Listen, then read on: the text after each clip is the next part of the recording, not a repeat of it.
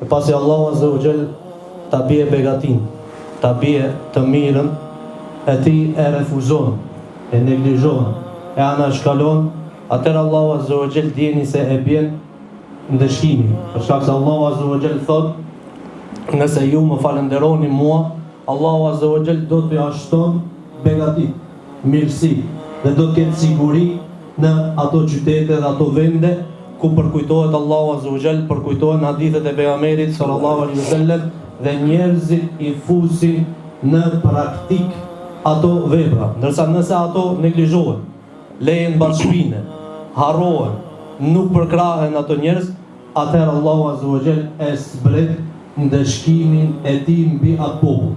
Për shkak se Allahu Azza wa Jall e ka ngrit argumentin e tij ndaj tyre. E ata e neglizhojnë, mendojnë se janë në rehati. Dhe Allahu Azza wa Jall ju ka dhënë çdo të mirë, u aqel dyert e hajrit.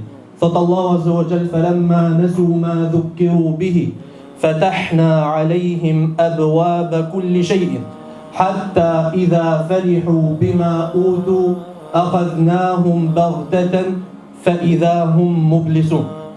Thot Allahu Azza wa Jall, kur ata e harrojnë, e lën anësh atë që Allahu Azza wa Jall i ka përkujtu dhe u ka sjellë si shembull dhe si model që ta ndjekin. Kurse ata e lën bashkëpinë, e neglizhojnë. Allahu Azza wa Jall thot, fatahna alayhim abwaba kulli shay. U aqelim atyre, u hapim dyert e të gjitha mirësive, begative. Dhe këto mendojnë se janë begati, janë në rehati, janë në mirësi të mëdhaja. Allahu Azza wa Jall vetëm u ashton dhe kjo është ajo më e frikshme, se thot pejgamberi sallallahu alaihi wasallam, kjo është istidraj. Allahu tërheq për ka dënimi i tij. Hatta idha farihu bima utu, dhe kur të thonë më se tash jemi më mirë se kur s'kemi qenë.